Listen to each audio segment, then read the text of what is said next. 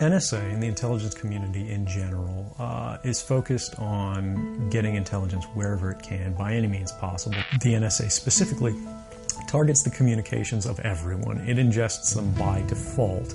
It collects them in its system, and it filters them, and it analyzes them, and it measures them, and it stores them for periods of time, simply because that's the easiest, most efficient, and most valuable way to achieve these ends. The hunt for the national security leaker Edward Snowden. He is underground. The U.S. is on the hunt.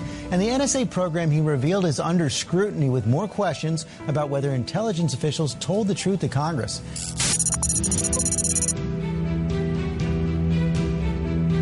Breaking news overnight about just how much of our personal lives the government has been secretly surveilling. The scope of the newly revealed spying program is mind-boggling. According to highly classified documents obtained by the Post, the National Security Agency is able to tap directly into the servers of 9 big internet companies, extracting everything from photos and emails to web surfing to audio and video chats.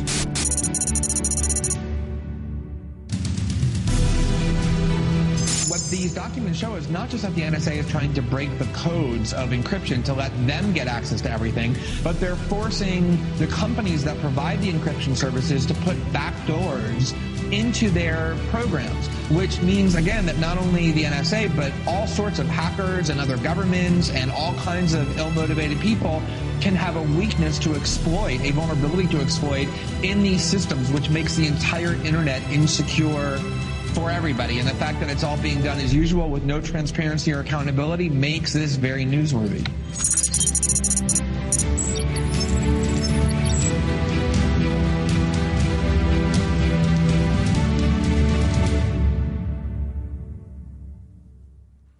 Ladies and gentlemen, welcome to Berlin. It's extremely apt that this conference is taking place in this city.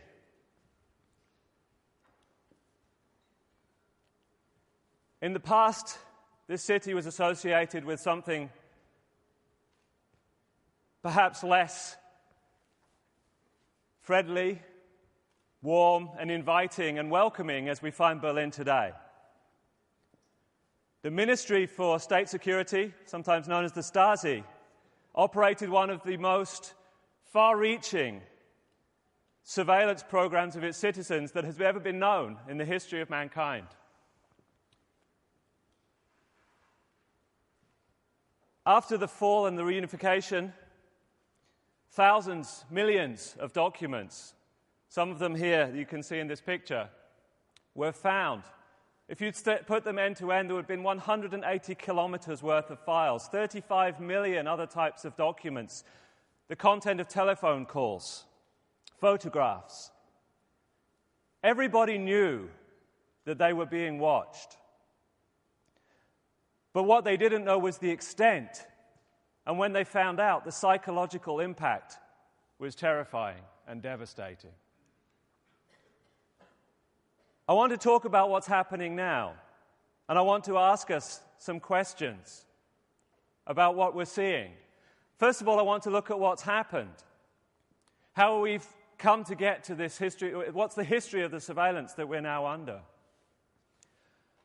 I want to talk a little bit about modern Intercept programs, and then I want to ask us, why does this matter? I want to look at the public attitudes. What do people think about what's going on? And then I want to talk a little bit about privacy and security and the nexus between those things. And I want to also then talk to us about trust in a digital age. What does it mean to live in the age that we now live in? Then I'm going to talk to us. What should our response be as an industry? Where do we go from here? I'm going to ask us some questions that we may not like. I'm going to look at some pragmatic options. And I'm hoping that we will be able together to draw some conclusions from that.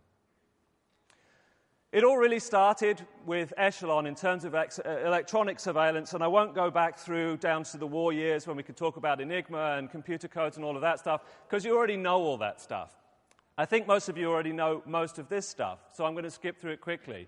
But Echelon was a global communication system set up by the UK, Australia, New Zealand, Canada, and the USA to collect and a huge amount of communications data, and it was based on the fact that we were in the Cold War, and it wanted to surveil all of the communications from coming out of the USSR and from the Eastern Bloc. It was a global system for intercepting communications. However, after the end of the Cold War, it didn't go away. Echelon continued, and in 2001, in July of 2001, the European Union Parliament released a report that actually said that the United States was using it to intercept private and commercial communications, not military communications. Particularly, it was being used where contracts were being awarded, and this was being used to the justification was to prevent bribery. But of course, the game changed in 2001. The tragic events of September the 11th, 2001, changed our world. We entered a region, we entered an era of the war on global terror. So let's look at some of the Intercept programs that have arisen since that time. First of all, let's look at the UK. The UK is one of the major partners in the Western Allies, if you like, of collecting and sharing communications information. The UK RIPA Act, passed in 2000, allowed the collection of any communications that originated from a foreign point, from an offshore point. They have an ongoing program called Tempora, which is collecting all of this kind of information. They can buffer all of the metadata for the last 30 days of all communications that go through the UK, and they can collect about 3 days' worth of all internet communications. Russia has a law called SORM 2. It allows the FSB, the Federal Security Service, to collect internet communications, credit card transactions, emails, all of those things by requiring ISPs to have a device installed on the servers.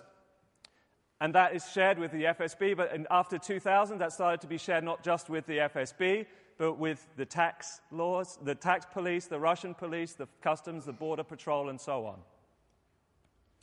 China has one of the most restrictive internet communication surveillance programs in the world and monitoring programs. Around about 30,000 people are estimated to work just on monitoring what is said online. One of the interesting things that there was a public pledge on security and self-discipline for the Chinese internet industry. This is a non-governmental body of Chinese ISPs, internet providers, website hosts, who all got together and collectively said that they would not allow the transmission of anything that might be deemed to be objectionable, self-censorship, to avoid any possibility of economic or legal repercussion on their companies. The basis of all of these things is law. But what we have seen is a stretching and a reinterpretation of those laws to cover way more than the laws were ever intentionally put together for. Everybody is saying, well, what could they do with all this data? And their answer, of course, is, we don't do that, but wait. Let's talk about the USA. The most important act in terms of surveillance in the United States is the Foreign Intelligence Surveillance Act, the FISA Act. It was passed in 1978, but what we know about now is the Patriot Act, 215. Section 215 of the Patriot Act allows for the collection of almost all data on any person who is a non-US person, who is reasonably expected not to be on US territory. It's sometimes called the library law because it actually allowed collections of things like people's medical records and what books they took out from the library, what they bought from stores. And these were secret orders that were given, and nobody could talk about them. You couldn't tell anybody that they were being under investigation. So if I went to the library and took a book out, that had to be recorded and reported to the FBI, but I was never allowed to know that that had happened.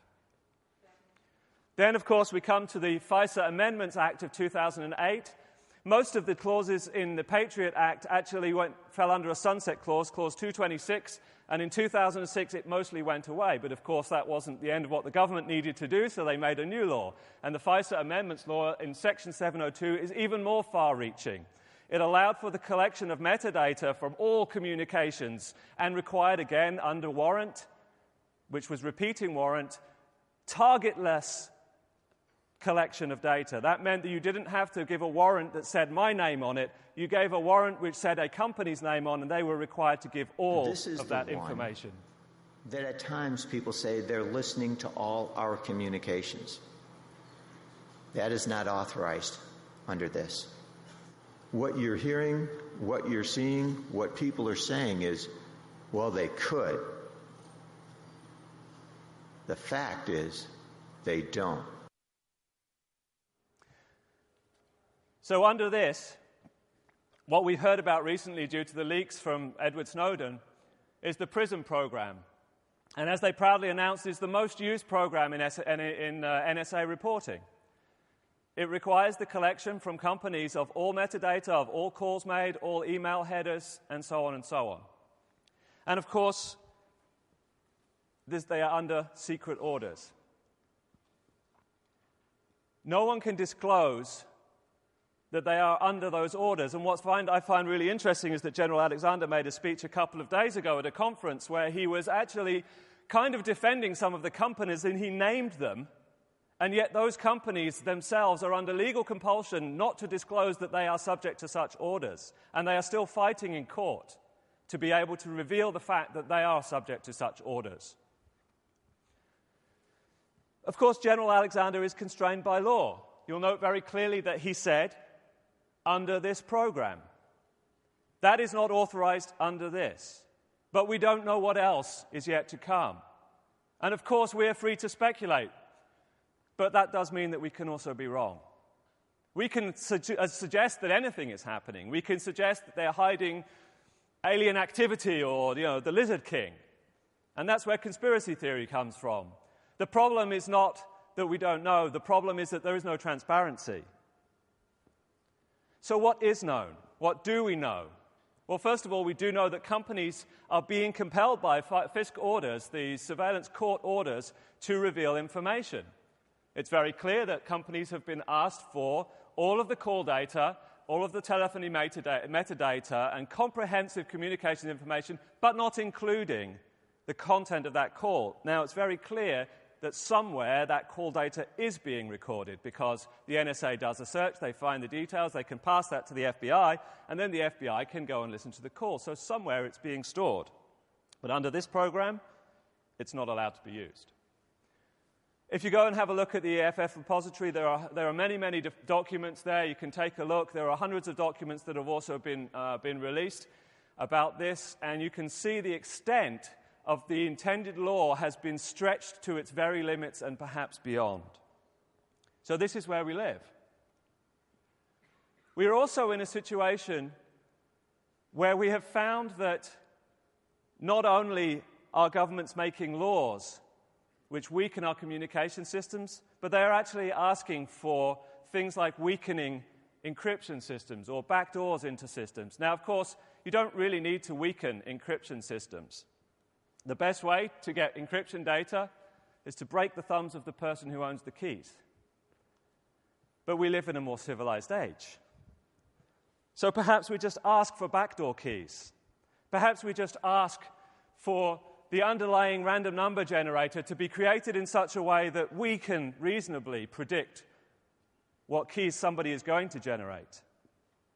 Or perhaps we just require direct access into that system. It wouldn't be fair to concentrate on those things without mentioning the endpoint. Why break anyone's thumbs? Why even ask for access to a system when the state of endpoint security in our world today is so woefully inadequate that we find from many surveys that people have no idea about even basic security? They're not running AV, they're not patching it, they're not putting firewalls on it, they're not running IDS, they're running wide open. So why not just break the endpoint? You can do a man-in-the-middle interception attack. And actually, that's what's happened.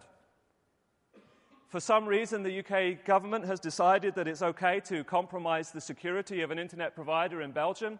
They made this Operation Socialist, and they proudly have managed to place malware, backdoors, into an ISP, commercial company, in another country, ostensibly an ally, and able to gain access to their communications data.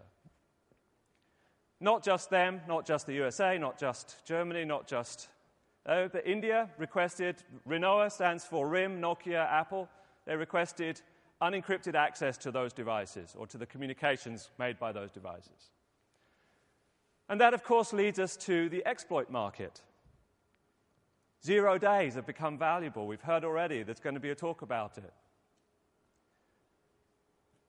You know, I don't have a problem with people disclosing, companies like VB2013 disclosing. That's, I think, a valid thing to do. We need to know about the security. We need to know about what's going on. But it's being shared clearly with governments, and governments may be using it not so that we can increase our security, but so that we can break endpoints of those we believe to be our enemies. One quite amusing thing with the VB2013 is if you read their terms and conditions, it actually says that no malicious data will be transmitted within this program. So I don't know what they're sharing. Anywho. What we've also seen is that the government is getting into the malware business. The US is always a world leader. They created a logger called SIPAV, and it could log IP addresses, it could take the browser ID, it could take the operating system details, it would know who's the logged on user, it would know about URLs that you visited, touch the MAC address, all of those kind of things. And they were doing it so that they could wiretap, essentially, people's computers. The German government was in on it as well, well known for the Bundestrojan. And the interesting thing about these things is that all of these, there have been rumors flying around that the AV industry was asked, in some cases, in the case of Magic Lantern, certain US companies were asked not to detect. That was the rumor that was going around. Other companies, F-Secure, Sophos, came out publicly and said, we will never not detect a piece of malware because malware is malware. The R2D2 Trojan and the Echelon Trojan, those ones actually were interesting because they were submitted to VirusTotal several times. So actually a lot of AV companies already detected them by the time that they were in use. We see other countries like Malaysia, Egypt, Bahrain, using FinSpy, the FinFisher. And you will also see a presentation this week, which I won't touch on, but it's going to be about companies creating malware for governments. It wouldn't be a presentation at VB without talking about Stuxnet. You all know that stuff. You know what it was for. And I think the next big thing is going to be malware installed on mobile devices, because mobile devices are way more powerful than just your desktop. Not in terms of processing, but in terms of what they can do for you as a surveillance officer. I carry my cell phone with me wherever I go. It has my location on it. It has my contacts on it. It has my email on it. It has my social media activity on it. Not only that, but in the future, it may well have my medical information on it. If I have an implanted device, it might be monitoring my blood pressure. It might be monitoring my heart rate. And you can imagine that with something that powerful, the downsides of having malware on making it unstable or spying on it is also devastating. So we're blurring the boundaries between legality and something outside of that. But we're also blurring the boundaries between something that is military and something that is civilian. There is no military internet and there is no civilian internet. There is just the internet. But we have blurred the boundaries by talking about things like cyber warfare, weaponized malware, coerced non-detection. And we have also got to a situation where we have overclassified and created unnecessary secrecy around what it is that we're doing with communications data. And so if we're in a situation where we have too much of the military influence and not enough of the civilian influence or the legal influence, then there is a problem. And just think of it as this way. Most terrorists are civilians. So in the military mind, every civilian is a potential terrorist. And if every civilian is a potential terrorist, then we have a problem because we have to militarize the internet. We have to militarize our communications. And so I question the proportionality of the response that has been given to this? What is our effectiveness relative to the actual spend that we've spent billions of dollars on creating these global systems of surveillance? And yet we spend very, very little in real terms in public education in security, in public education generally. And I think the way to reduce terrorism is far better to increase education than perhaps create huge surveillance networks and make a bigger haystack so that we can try to find more needles. We've also seen this phenomenon of leaks and leakers, and I really won't touch too much on this, but we have a tendency to create a cult of personality around leakers and leakers. It was very interesting to me the way that the media moved from talking about the leaks and what the content of the leaks and that we're under surveillance to suddenly talking about Edward Snowden as a person and who his girlfriend was and where he was going, and Chelsea Manning and her issues, and Julian Assange and whether he's a journalist or not. And that's generated just a distrust in the hacker community. The governments do not trust us as technicians anymore. And we have also lost trust in our government. People should not be afraid of their governments. Governments should be afraid of their people. We're seeing restrictions on the press. If the government is the only body that can decide who is a journalist, then you do not have freedom of the press. And due process is subverted. So what are the public thinking about this stuff? What do the public say? Well, we did a survey, because I could guess and I could tell you what I think, but we did an actual survey, and I asked people just in the United States, and we asked them some questions. I said, is it okay for my government secretly to monitor all of our communications? Bear in mind, this is only people in the United States. 18% of people thought that that was okay, but I changed the question slightly. Then I asked them, do you think it's okay for the government to secretly monitor the communications of foreign nationals, such as people from Iran or China? And suddenly, the jump is significant. I then asked, is it okay for the government to monitor the communications if they tell me that I'm being monitored? And a few more people thought, but still, less than 35% of people thought that that was okay. And then I asked the big question, well, do you think this helps prevent terrorism? And a significant proportion of people think that it does. And this is the problem, because we think that everybody else is the criminal, but I'm okay and I should be fine and I shouldn't be subject to it. But when you think about that, that's just logically false. It can't be that way. We can't have a world where I am the only good guy and you're all bad guys. So we're walking around in a situation where we don't even know if there's a problem, because we assume that everything we're doing is okay. But does this set a precedent for other nations? If we do this, what will they do? What about the hostile states, the so-called states that we are enemies of right now, or states that might be seeking to attack us? We've heard nothing but China until all these leaks came out. Everything was China and APT and attack and cyber. And we're hearing all of this stuff, and yet we're doing things that are behaving just as badly. And I question whether this creates a situation where we actually reduce our capacity to be able to work internationally with colleagues across the globe, because we can't see them in the same light that we see ourselves. This leads to a public self-restraint and self-censorship, a chilling of our democracy, and it creates distrust of companies, a general aura of distrust of the tech industry. The communications, our internet service providers, the cloud providers. You know, we were having good conversations before all these leaks happened. We were talking about, should we be encrypting data in the cloud? Should we be securing our endpoints? Yes. And now we're not talking about the cloud anymore because we don't want to put our data in the United States, because it might be surveilled by some government. So we leave it on unpatched machines which are open to any attacker anywhere. So we're missing the point. And social media has become something that governments have now jumped on. We already know that who we can create all the connections, but the government are using that as well. So there are commercial and economic impacts to what we're doing. People lose trust in systems, they don't start buying them, they don't use them as much, and we step backwards. And it affects the ability of companies in countries where surveillance is rampant to actually do business with the rest of the world. Nobody wants to live in a box, but there is this myth that people say, well, I've got nothing to hide, so I don't need any privacy. What might be truer to say is innocent people have done nothing criminal that they want to hide.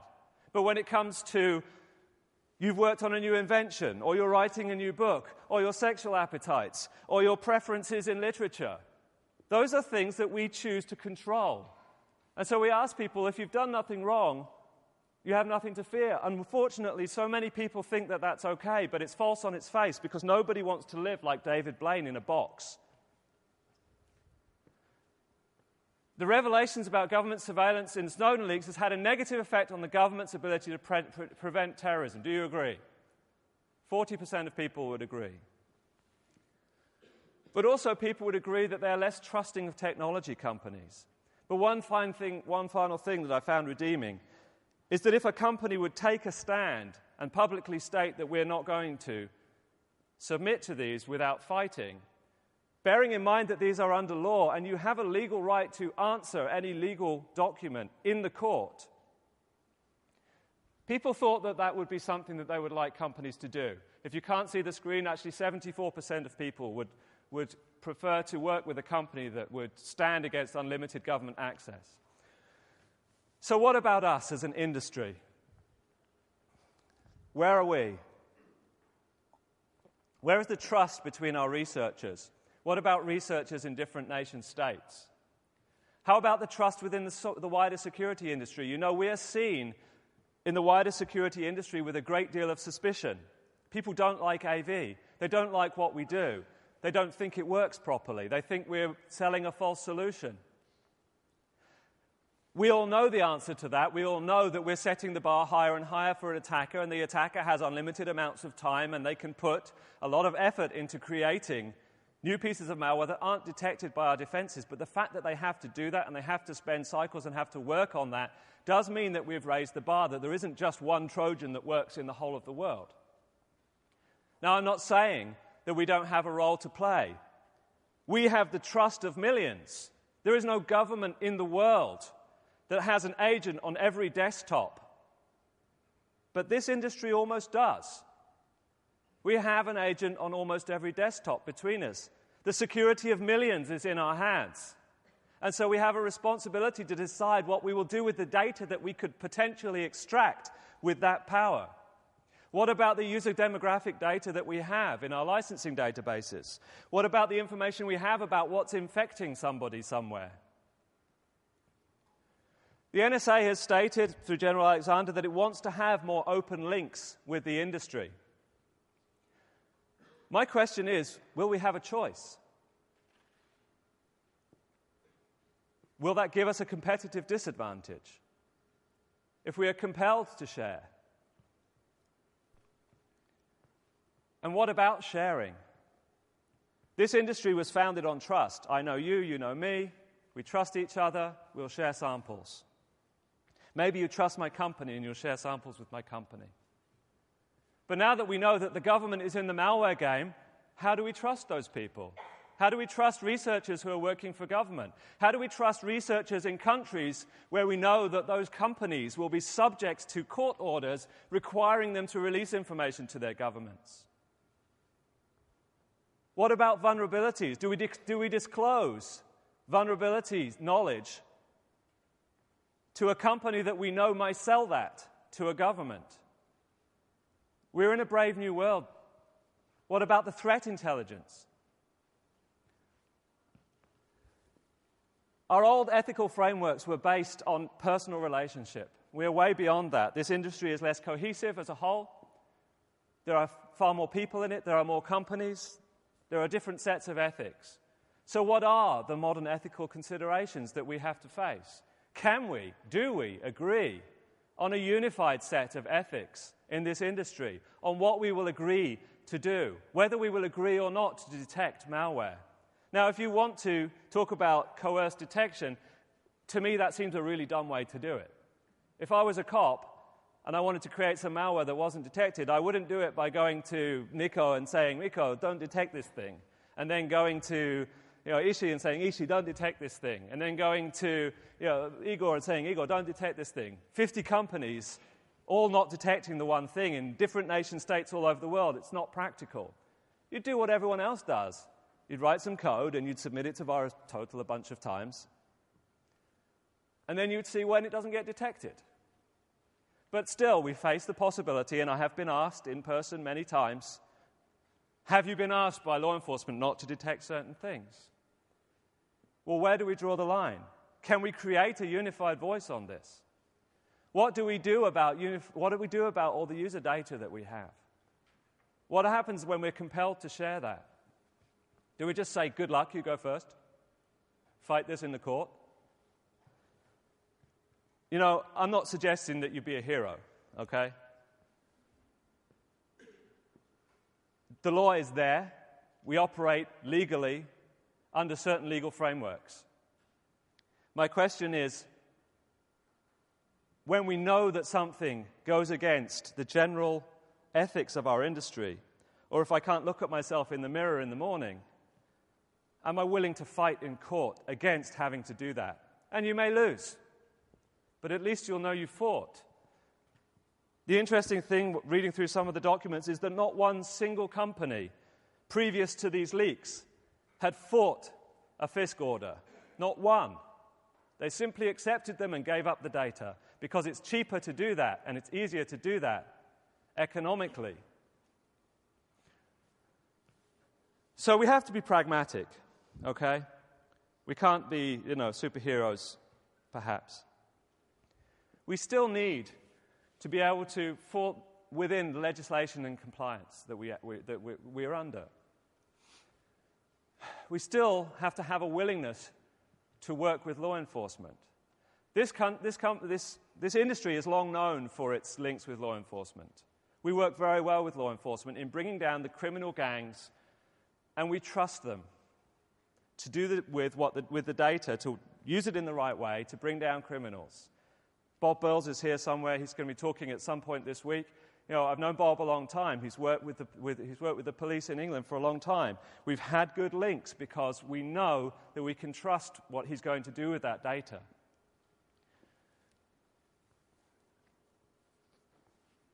But what about cross-border issues? What happens when the police are in another country? Are you less willing to share? We know that malware and internet crime is a cross-border problem. There's no just Brazilian internet. There's no just USA internet. It's global. And the gangs that operate malware are global gangs. So we need to be able to collaborate across borders, but knowing that the data that we share is somehow being used properly. We're seeing a lot of other things. And one thing I would say, and I've found it to be effective, is to actually get involved at a government level if you can. Find out who the people are in your area, in your district, who are in government, and work with them when there's legislation being created and shaped. I spent a lot of time last year working on the SOPA bill with our congressperson, going through and highlighting the areas which were problematic for our industry and for the public in general. We can work with these people, and the problem is that legislators just don't know what you know. And we can throw our arms up and say, oh, well, the government's going to do this anyway. No, they're not, because they want to keep power, because they want to get voted in again. And if enough people are telling them this is wrong, then they won't do it. And the other thing I want to say is just don't make things worse. I've seen an encroachment and you can argue the benefits and the value of this, of the phenomenon of us bundling with advertising and with toolbars and things that are perhaps not quite related to what our central mission, which is removing and killing malware. Let's try to do that in a way that makes sense for our customers and isn't just about money and the bottom line. So I have some questions for us. Rather than the traditional where you will ask me questions, I'm going to ask you some questions, and they're going to be rhetorical, so you don't have to answer, but I want us to think about them over the next few days while we're here. Where will this industry be in 10 years? What will we be doing? Will we still even exist? And under what compulsion of law will we exist? What is the future for us in this strange new world? What role do we want to play in creating a more secure world? And in that, how are we going to ensure that we can continue the central mission of detecting malware threats and reducing the problem. How do we think about system design in such a way that it perhaps makes it impossible for us to share easily such types of data? Can we create separated systems that don't reveal the communications of our users? Can we ensure that we are unable to comply, perhaps, by system design? You know, I think we have to live an examined life. We can't just blindly plunge on and think that everything will be okay. We have to look at ourselves in the mirror every morning and not just see more white hair, but actually see something that we can live with. If my answers frighten you, Vincent, then you should cease asking scary questions.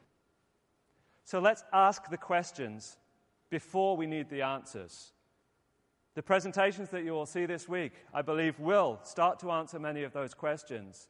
But we have to get away from just thinking about technology into thinking about us as citizens in a digital age. Thank you, everybody, and welcome to Berlin. Tomorrow will be the 23rd anniversary of the reunification of Germany when this wall came down.